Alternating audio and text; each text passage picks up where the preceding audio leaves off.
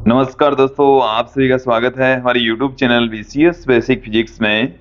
आज की इस वीडियो में हम लैब असिस्टेंट से रिलेटेड वीडियो लेकर आए हैं।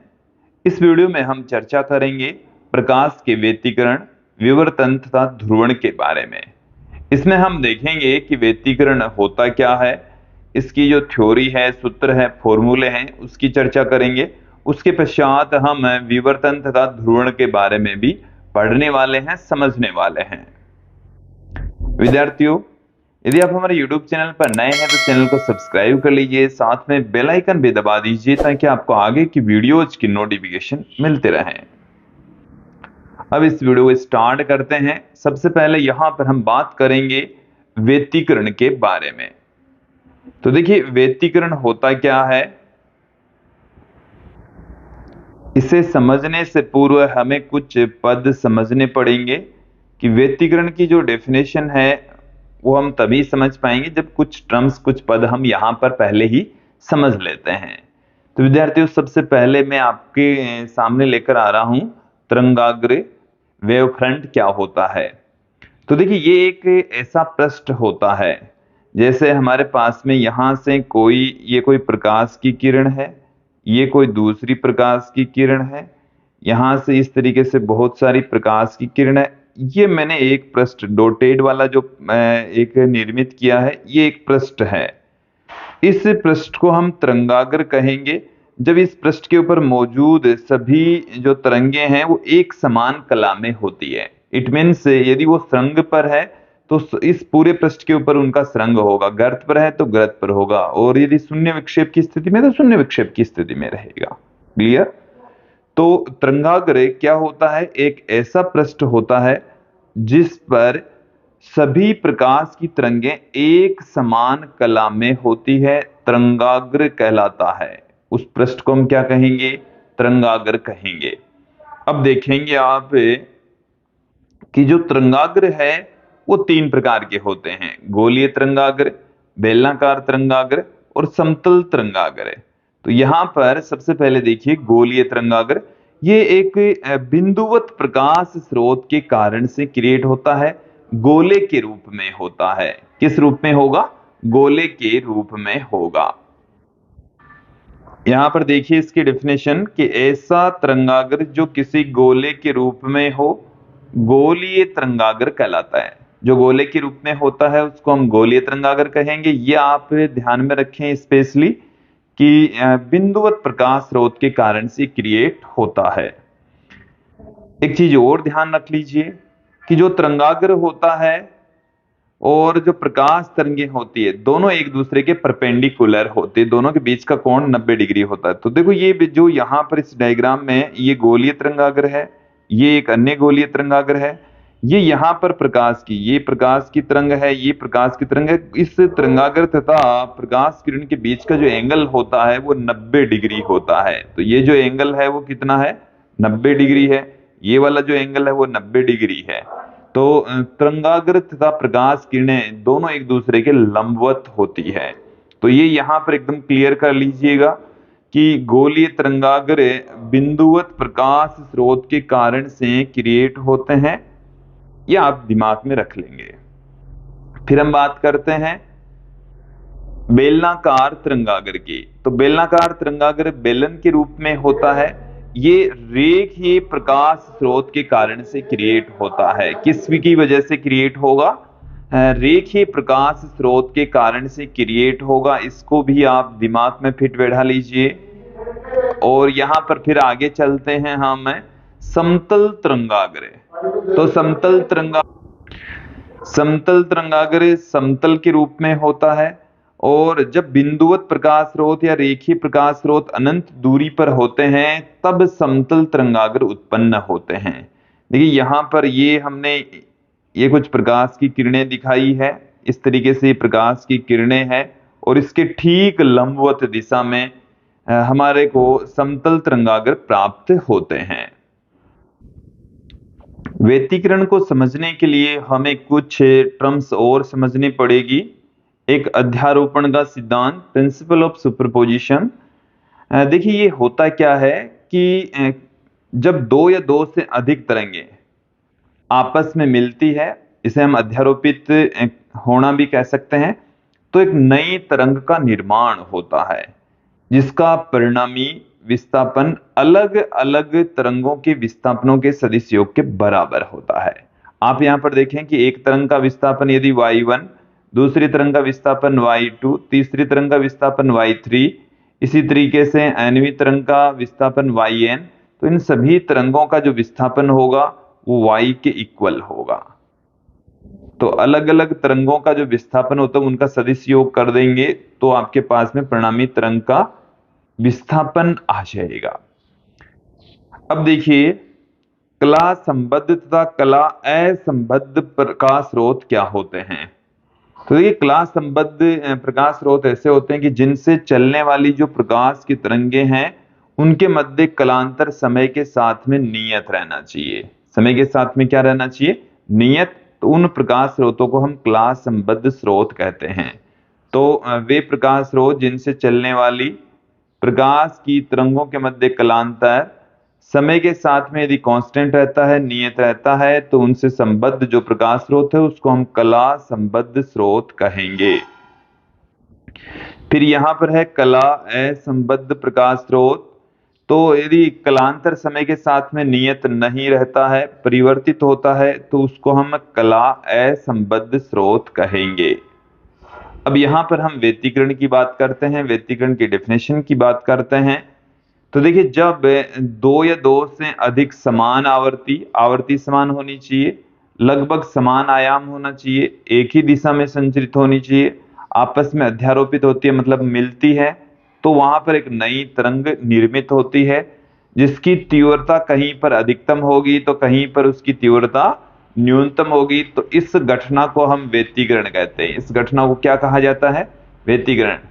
तो व्यतिकरण की डेफिनेशन क्या है? समान आवर्ती लगभग समान आयाम वाली तरंगें एक ही दिशा में संचरित होती हुई आपस में अध्यारोपित होती है तो एक नई तरंग बनेगी, और उस नई तरंग की तीव्रता कहीं पर अधिकतम होगी तो कहीं पर न्यूनतम होगी। तो इस घटना को हम प्रकाश का व्यतिकरण कहते हैं।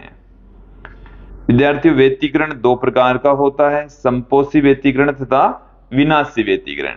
अब देखिए, संपोषी व्यतिकरण कब होगा और विनाशी व्यतिकरण कब होगा। तो देखिए, जब तरंगों के मध्य जो कलांतर है वो एक समान कला में यदि अध्यारोपित होती है तो उस व्यतिकरण को हम संपोषी व्यतिकरण कहेंगे।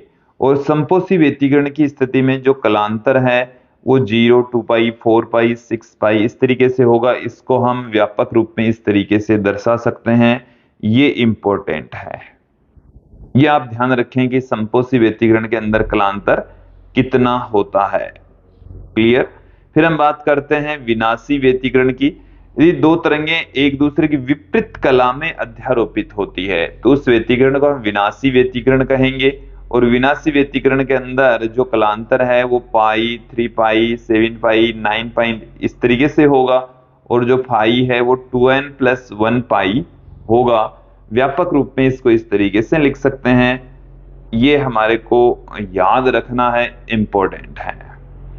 अब व्यतिकरण के लिए कुछ आवश्यक स्थितियां, आवश्यक कंडीशंस जो कि आपको ध्यान में रखनी है।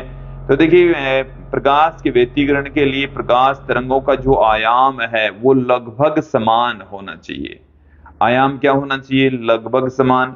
आवर्ती एक समान होनी चाहिए, और जो प्रकाश की तरंगें हैं वो एक वर्णी प्रकाश स्रोत से उत्सर्जित होनी चाहिए।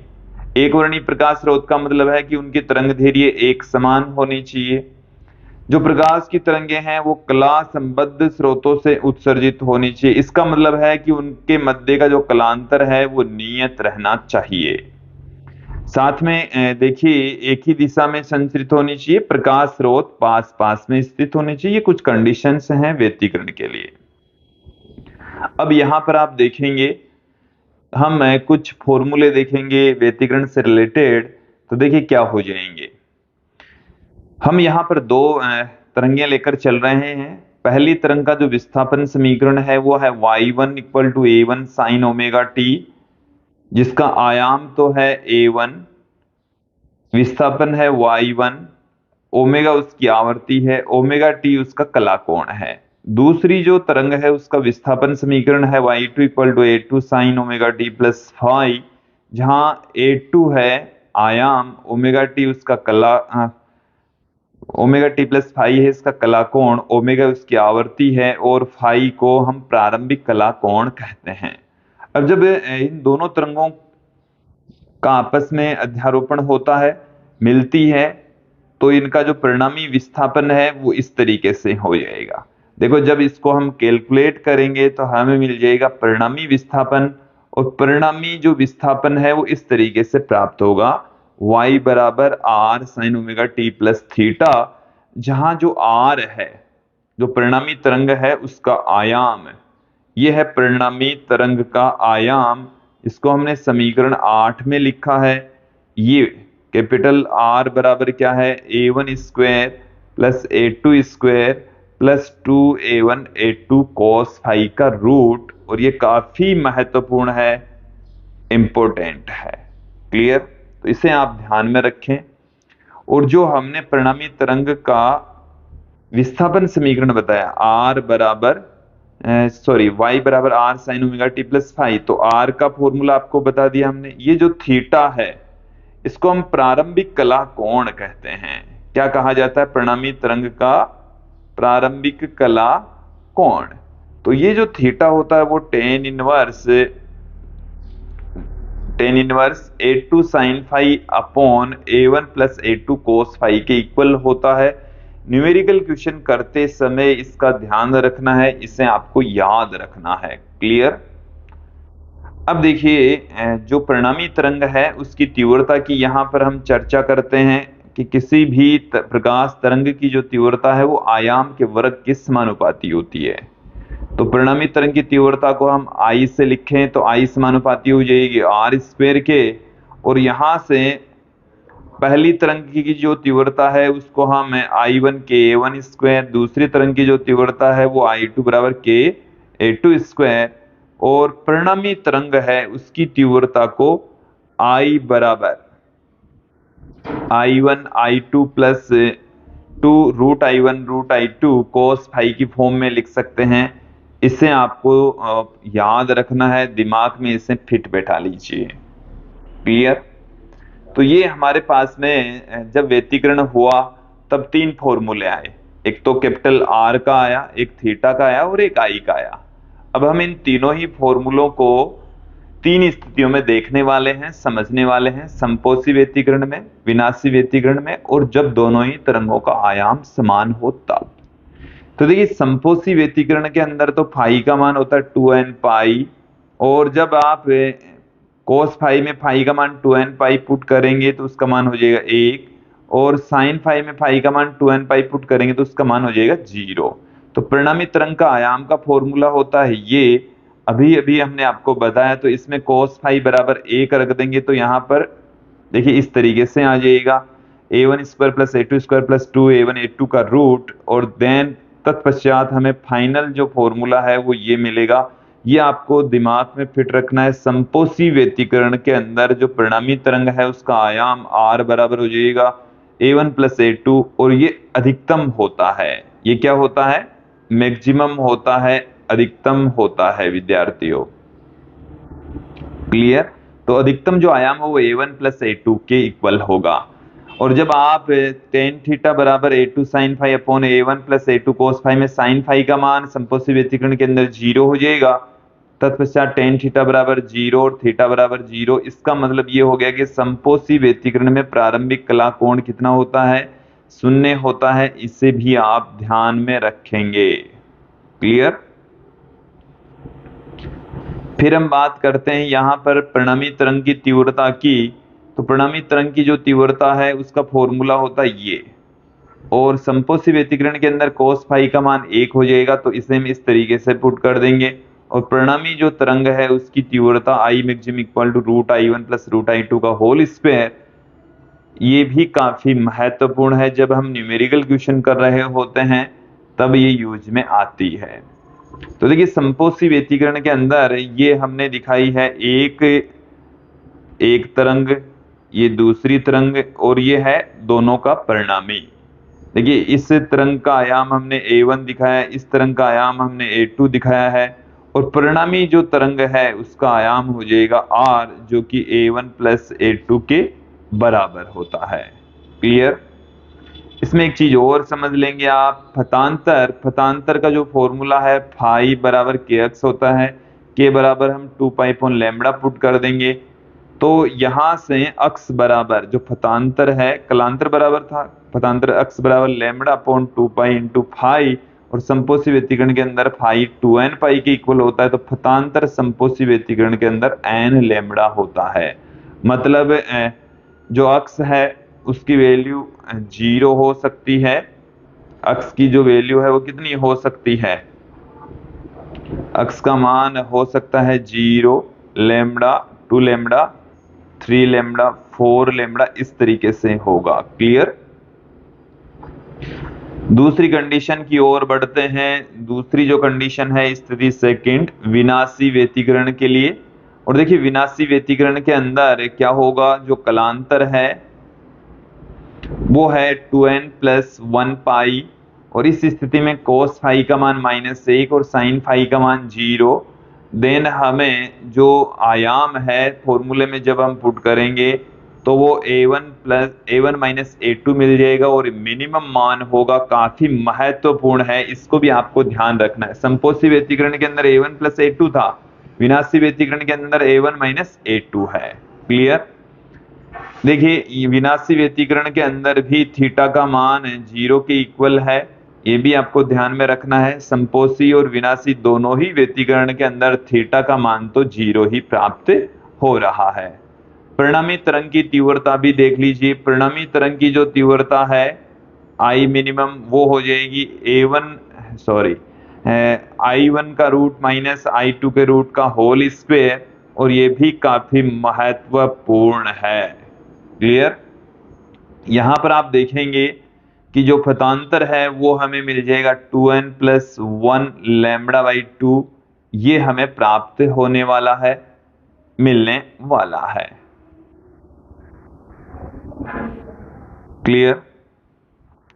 अब हम एक और कंडीशन यहां पर व्यतिकरण की देख लेते हैं कि यदि हमारे पास में दोनों तरंगों का ही आयाम है वो यदि सेम होता है, A1 और A2 दोनों बराबर होते हैं, एक के बराबर, देन हमें क्या मिल जाएगा, ये हमारे पास में आयाम का फॉर्मूला है। A1 और A2 दोनों को इक्वल पुट कर देंगे तो हमें R बराबर मिल जाएगा 2a cos फाई बाई 2, जो कि काफी महत्वपूर्ण है, इंपॉर्टेंट है। क्लियर? और इस स्थिति में हमें जो थीटा है वो फाई बाई 2 के इक्वल मिलेगा, इसे भी आप पे ध्यान में रखेंगे। और जो तीव्रता है वो 4I0 cos square phi by 2 के इक्वल मिलेगी। जो I0 है वो किसी एक तरंग की तीव्रता है, जो टोटल जो तीव्रता है वो 4I0 cos square phi by 2 के इक्वल मिलने वाली है। अब हम एक व्यतिकरण का एक्सपेरिमेंट यहाँ पर देखने वाले हैं, यंग का द्विरेखा छिद्र प्रयोग। देखिए इसमें है क्या, इसकी एक बार बनावट समझ लेंगे कि हमारे पास में यहाँ पर एक वर्णी प्रकाश स्रोत है, ये यहाँ पर एक पर्दा है, और इस पर्दे पर, इस जगह पर, इस स्थान पर, इस जगह पर एक छिद्र है बारीक सा, तो यहां से एक प्रकाश की किरण इधर जाएगी, एक प्रकाश की किरण इधर जाएगी, ये तरंगागर के रूप में आगे बढ़ती है। आगे यहाँ पर फिर से एक गत्ता लगा हुआ है, जो कि यहाँ पर दो छिद्र हैं S1 तथा S2। यहां से ये प्रकाश की तरंगें तरंगागर के रूप में आगे बढ़ेगी, गोलीय तरंगागर के रूप में, और जब ये आपस में अध्यारोपित होती है तो यहाँ पर लगा हुआ है एक पर्दा। इस पर्दे के ऊपर हमें कुछ स्थितियां प्राप्त होगी, काली और चमकीली पट्टियां दिखाई पड़ती है। काली पट्टी को हम अदीप्त या काली फ्रिंज कहते हैं, चमकीली पट्टी को हम दीप्त या प्रदीप्त फ्रिंज कहते हैं। यही है यंग का द्विरेखा छिद्र प्रयोग। अब इन जो पट्टियां हैं इनको हम बोलते हैं फ्रिंज, और इन फ्रिंज की जो चौड़ाई होती है, देखिए कौन सी स्थिति पर बनेगा उसका फॉर्मूला तो ये है हमारे पास में, कौन सी स्थिति में बनने वाला है, कितनी दूरी पर बनेगा, वो तो है y बराबर delta x upon D into capital D, देखिए ये जो कैपिटल डी है वो है इन दोनों रेखा छिद्रों से पर्दे की दूरी, स्मॉल डी है दोनों रेखा छिद्रों के बीच की दूरी। क्लियर। और वाई है कि मध्य स्थिति से फ्रिंज बनने की दूरी, और डेल्टा अक्स होता है पथांतर। तो ये आपको ध्यान में रखना है, क्योंकि न्यूमेरिकल क्वेश्चन करते समय हमारे को कुछ फॉर्मूले ध्यान रखने पड़ेंगे। अब देखिए जो फ्रिंज है उसकी चौड़ाई का जो फॉर्मूला होता है बीटा दीप्त बराबर होता है लैम्डा इंटू कैपिटल डी बटे में स्मॉल डी। ये भी आपको ध्यान में रखना है, चाहे दीप्त फ्रिंज हो चाहे अदीप्त फ्रिंज हो, दोनों की जो फ्रिंज की चौड़ाई है वो समान होती है। तो आपको ये भी ध्यान रखना है कि दीप्त फ्रिंजों और अदीप्त फ्रिंजों की फ्रिंज चौड़ाई समान होती है। क्लियर। तो विद्यार्थी ये था हमारा व्यतिकरण वाला टॉपिक। अगले टॉपिक की ओर बढ़ते हैं, प्रकाश का विवर्तन। देखिए विवर्तन किससे कहेंगे कि जब कोई छोटा सा कोई द्वारक हो, छोटा छेद हो, छिद्र हो, या कोई छोटा सा कोई अवरोधक हो, तो प्रकाश क्या होता है उसके किनारों से मुड़ जाता है, और इस प्रकाश के मुड़ने की घटना को ही हम प्रकाश का विवर्तन कहते हैं। देखिए इसके लिए एक आवश्यक कंडीशन है, इसे भी आप दिमाग में फिट बैठा लीजिए। क्या कंडीशन है वो देख लीजिए कि द्वारक या अवरोधक का जो आकार है वो प्रकाश की तरंगदैर्घ्य की कोटि का होना चाहिए। अब जो छिद्र है या जो अवरोधक है उसका आकार प्रकाश की तरंगदैर्घ्य की कोटि का होगा तो ही विवर्तन की घटना घटित होगी। यदि छिद्र बहुत बड़ा है तो विवर्तन यहाँ पर घटित नहीं होगा। छिद्र का आकार यदि थोड़ा सा बड़ा है लैम्डा से तो भी बहुत कम प्रेक्षित होगा, हालांकि होगा बट बहुत कम। और जब लगभग बराबर होता है तब हमारे को यहाँ पर इस तरीके से व्यतिकरण विवर्तन की घटना घटित होगी। क्लियर। अब देखिए यहां पर हम बात करते हैं विवर्तन के प्रकार। तो विवर्तन भी दो प्रकार के होते हैं, फ्रेनेल विवर्तन तथा फ्रॉनहोफर विवर्तन।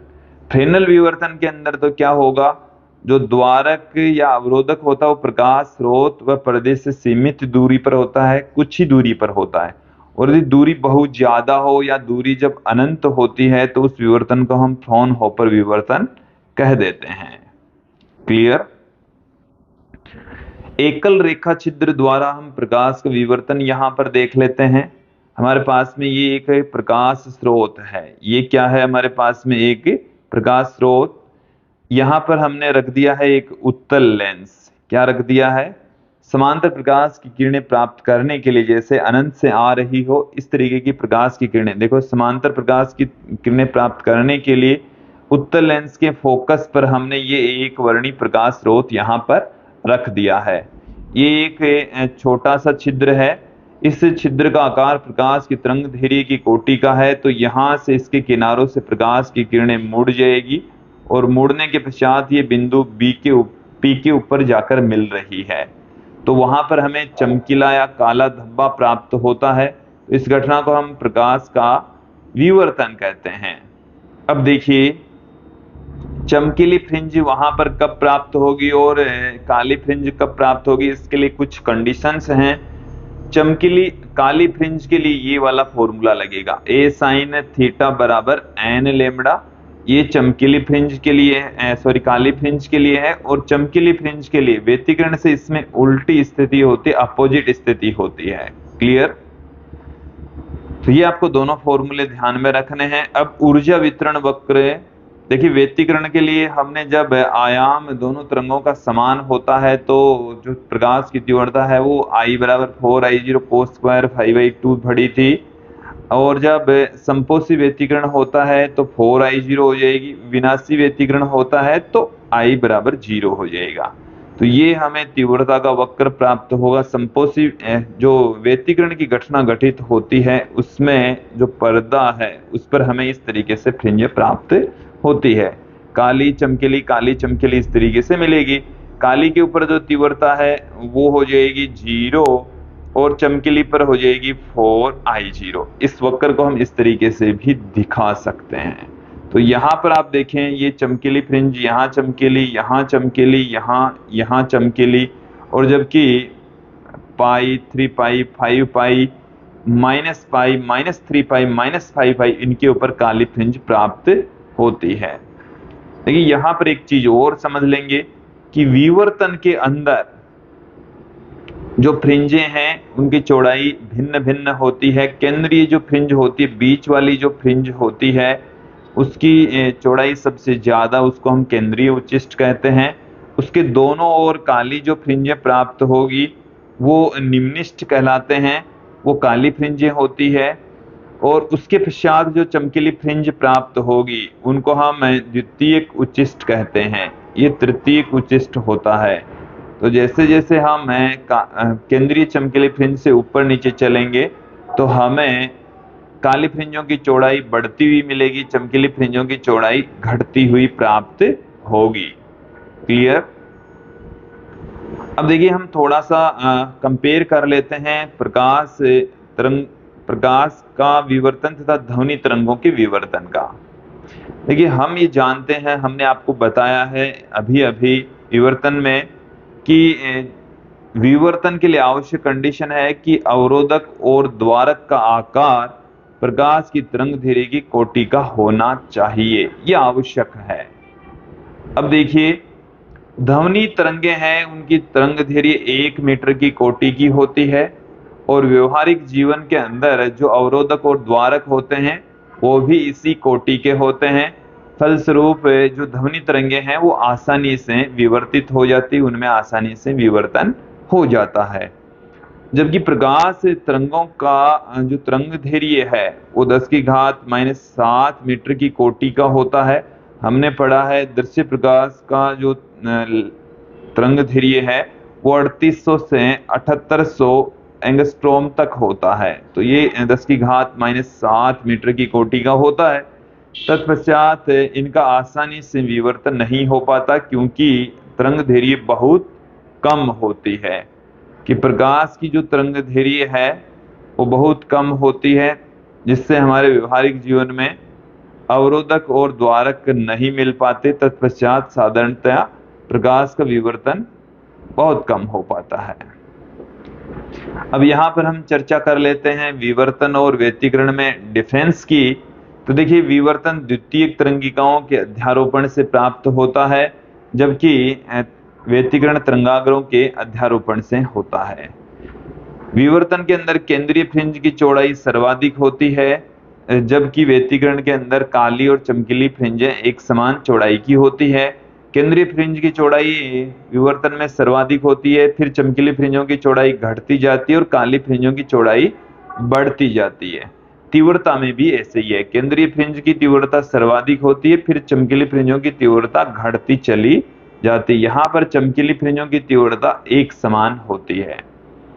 देखिए काली फ्रिंजों की तीव्रता शून्य नहीं होती, जबकि व्यतिकरण के अंदर काली फ्रिंजों की तीव्रता शून्य होती है। इनमें अच्छा कॉन्ट्रास्ट नहीं होता, जबकि व्यतिकरण फ्रिंजों के अंदर अच्छा विपर्यास या कॉन्ट्रास्ट होता है।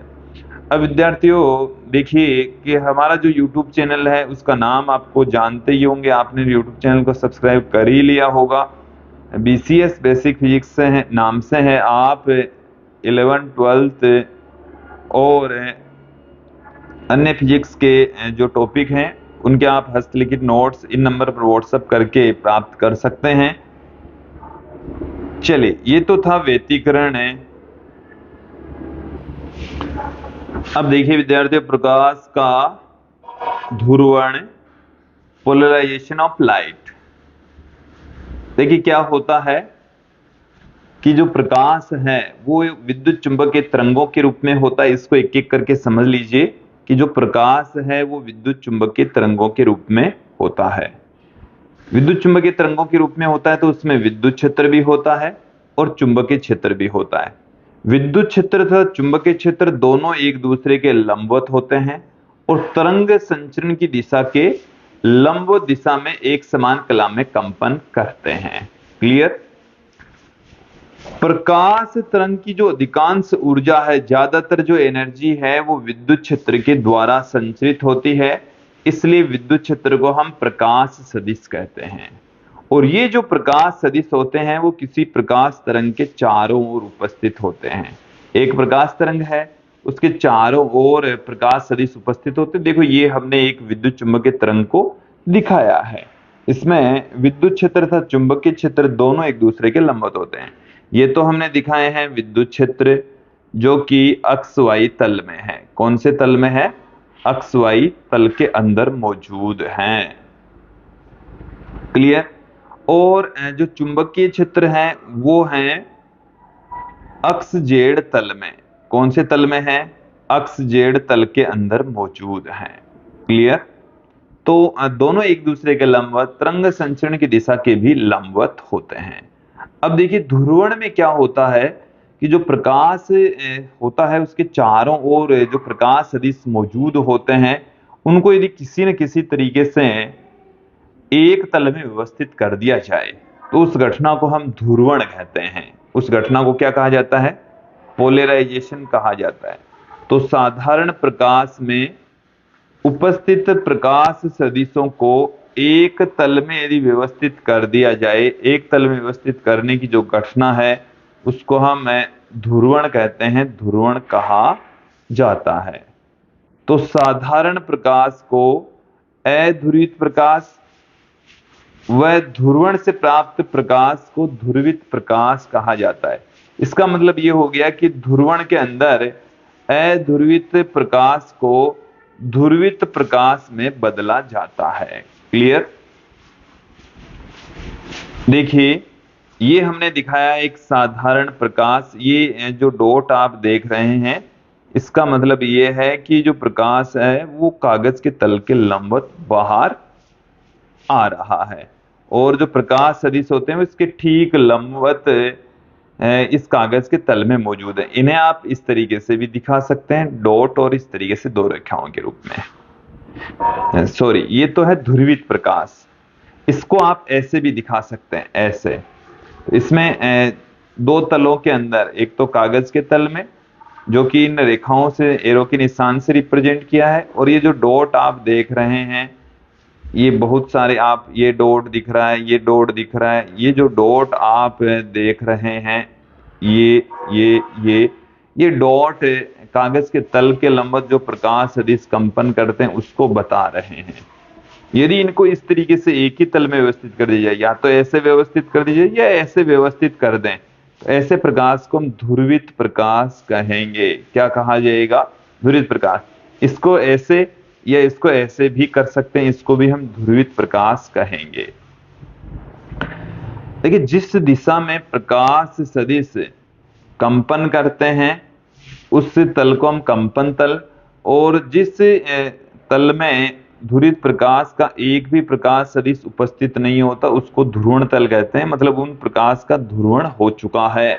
तो यहाँ पर ये हमारे पास में है एक्स एक्सिस, ये हमारे पास में है वाई एक्सिस, और ये हमारे पास में है जेड एक्सिस। आप यहाँ पर देखेंगे कि कुछ प्रकाश सदिश, ये आप देख रहे हैं, कुछ प्रकाश सदिश अक्ष वाई तल के अंदर मौजूद हैं।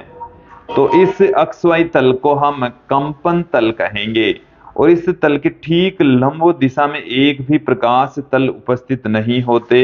ये जो आप देख रहे हैं, ये वाला जो तल देख रहे हैं, इस तल को हम ध्रुवण तल कहते हैं। क्या कहा जाता है? ध्रुवण तल कहा जाता है। ये वाला जो आप देख रहे हैं ये हमें ध्रुवण तल के रूप में मिलता है, जो कि अक्ष जेड तल के रूप में होता है। क्लियर? अब देखिए किसी भी प्रकाश को हम कैसे पहचानेंगे कि वो ध्रुवित प्रकाश है या अध्रुवित प्रकाश है। तो विद्यार्थियों हम आपको बता दें कि किसी भी साधारण प्रकाश को ध्रुवित प्रकाश में बदलने वाला एक भाग होता है जिसको हम पोलेराइड कहते हैं। जिसे क्या कहा जाता है? पोलेराइड कहा जाता है। तो ये जो ध्रुवक, ये मैंने यहाँ पर दो पोलेराइड लिए हैं, एक ध्रुवक के रूप में, दूसरा जो पोलेराइड है वो है विश्लेषक के रूप में। यहाँ पर प्रकाश, भाई जो प्रकाश है वो ध्रुवित है या अध्रुवित प्रकाश है, उसको पहचानने के लिए दो पोलेराइड लेंगे। एक आंख के पास में होगा उसको विश्लेषक, और जो वस्तु के प्रकाश की ओर होगा उसको हम ध्रुवक कहेंगे। ध्रुवक को स्थिर रखकर हम इस विश्लेषक को घुमाएंगे। ये जो विश्लेषक आप देख रहे हैं ये वाला है, इसको हम घुमाएंगे, इसको घुमाया जाना है। क्लियर? तो देखो यहां से हमारे पास में ये अध्रुवित प्रकाश है, यहां से ध्रुवित होने के बाद में जो प्रकाश मिलेगा, यहां पर देखिए जो निर्गत आंख को हमें क्या दिखाई पड़ेगा। यदि निर्गत प्रकाश की तीव्रता, विश्लेषक से निर्गत प्रकाश की तीव्रता में यदि कोई बदलाव नहीं आता है तो यहां से निकलने वाला जो प्रकाश होगा वो अध्रुवित प्रकाश होगा। और यदि प्रकाश की तीव्रता 2 बार अधिकतम 2 बार न्यूनतम होती है तो वो आंशिक रूप से ध्रुवित होगा। और यदि निकलने वाला जो प्रकाश है 2 बार अधिकतम और 2 बार शून्य होता है तो वो पूर्णतः ध्रुवित प्रकाश होगा। और देखिए निर्गत प्रकाश की तीव्रता अधिकतम होती है तो उस व्यवस्था को हम समांतर व्यवस्था कहेंगे। देखो ये जो प्रकाश सदिश हैं इसके अंदर मौजूद जो प्रकाश सदिश हैं वो यदि एक दूसरे के समांतर होंगे तो निर्गत प्रकाश की तीव्रता सर्वाधिक होगी। और यदि ये एक दूसरे के लंबवत है तो निर्गत प्रकाश की तीव्रता शून्य होगी। इसको हम क्रॉसित व्यवस्था कहते हैं, क्रॉसित व्यवस्था कहा जाता है। फिर देखिए विद्यार्थियों, मेलस का नियम काफी महत्वपूर्ण नियम है। मेलस का नियम, तो देखिए मेलस का नियम क्या कहता है कि विश्लेषक से निर्गत प्रकाश की जो तीव्रता है वो ध्रुवक और विश्लेषक के मध्य के कोण की कोजिया के वर्ग के समानुपाती होती है। तो यदि हम ध्रुवक और विश्लेषक के मध्य का कोण थीटा कंसीडर कर लें तो विश्लेषक से निर्गत प्रकाश की तीव्रता मेलस के नियम के अकॉर्डिंग आई समानुपाती हो जाएगा कोस स्क्वायर थीटा के। और यहां से प्रोपोर्शनल का साइन जब हम हटाएंगे तो आई जीरो लगा देंगे। ये जो आई जीरो है वो प्रकाश की अधिकतम तीव्रता होती है। अब देखिए हम यहाँ पर कुछ कंडीशंस देख लेते हैं। सबसे पहली जो कंडीशन है वो है समांतर व्यवस्था।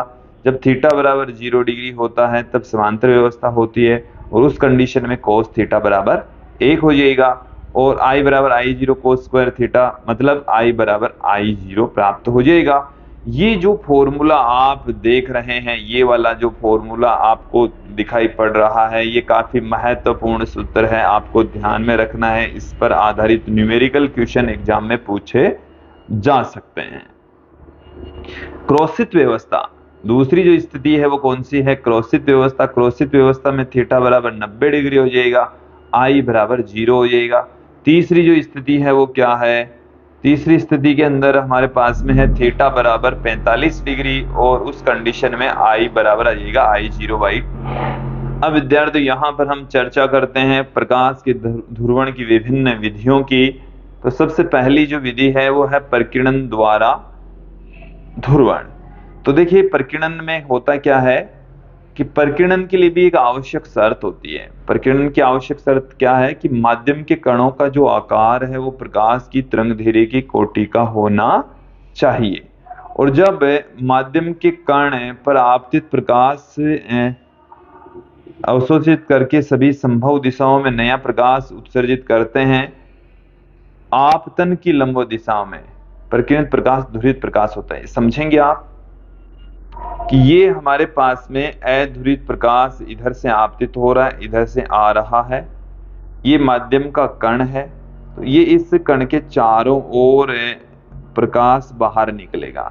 लेकिन आपतित प्रकाश से 90 डिग्री के कोण पर, आपतित प्रकाश से 90 डिग्री के कोण पर जाने वाला जो प्रकाश है वो ध्रुवित प्रकाश होता है। कौन सा प्रकाश होगा? ध्रुवित प्रकाश होता है। तो विद्यार्थियों ये प्रकीर्णन के द्वारा प्रकाश का ध्रुवण है। और भी अन्य भी विधियां होती है, अपवर्तन के द्वारा, द्विअपवर्तन के द्वारा, परावर्तन के द्वारा। तो विद्यार्थियों ये था आज का हमारा वीडियो। इसमें आपने व्यतिकरण, विवर्तन तथा ध्रुवण से रिलेटेड संपूर्ण कॉन्सेप्ट देखा। अंत में हम यहाँ पर चर्चा करते हैं परावर्तन द्वारा ध्रुवण की। परावर्तन द्वारा ध्रुवण की, तो परावर्तन द्वारा ध्रुवण को समझने के लिए पहले हमें ध्रुवण कोण समझना पड़ेगा, पोलराइजेशन एंगल क्या होता है। तो देखो ध्रुवण कोण क्या है? कि किसी पृष्ठ के ऊपर आपतन कोण का वह मान जिस पर परावर्तित और अपवर्तित किरणें ध्रुवित प्रकाश किरणें होती तो उस कोण को हम ध्रुवण कोण कहते हैं। इसे बूस्टर कोण भी कहा जाता है। देखिए बूस्टर का नियम क्या है, ये कहता है कि जब कोई प्रकाश किरण बूस्टर कोण पर आपतित होती है तो परावर्तित और अपवर्तित प्रकाश किरणों के मध्य का कोण 90 डिग्री होता है। तो देखिए यहाँ पर आप ध्यान देंगे, ये हमारे पास में एक अंतरा पृष्ठ है, दो माध्यमों को अलग करने वाला पृष्ठ है, ये हमने अभिलंब ले लिया है और यहाँ से एक अध्रुवित प्रकाश किरण आपतित हो रही है। ये प्रकाश अध्रुवित प्रकाश किरण आपतित हुई, ये दो टुकड़ों में टूट जाती है, एक परावर्तित हो जाती है, एक हिस्सा इसका अपवर्तित हो जाता है। लेकिन विद्यार्थियों जब आपतन कोण ध्रुवण कोण के बराबर होता है, पोलराइजेशन एंगल के इक्वल होता है, तो ये परावर्तित प्रकाश और अपवर्तित प्रकाश दोनों ही प्रकाश ध्रुवित प्रकाश होते हैं। कैसे होंगे? ध्रुवित प्रकाश होंगे। क्लियर? तो यही है बूस्टर का नियम कि जब यहां पर देखिए विद्यार्थियों, ये जो आपतित प्रकाश है वो अध्रुवित प्रकाश है, इसमें प्रकाश सदिश कागज के तल में तथा उसके लंबवत दोनों दिशाओं में है। लेकिन जब परावर्तित होता है तो यहाँ पर सिर्फ कागज के तल में ही प्रकाश सदिश बचते हैं और यहाँ पर कागज के तल के लंबवत दिशा में ही प्रकाश सदिश बचते हैं। क्लियर?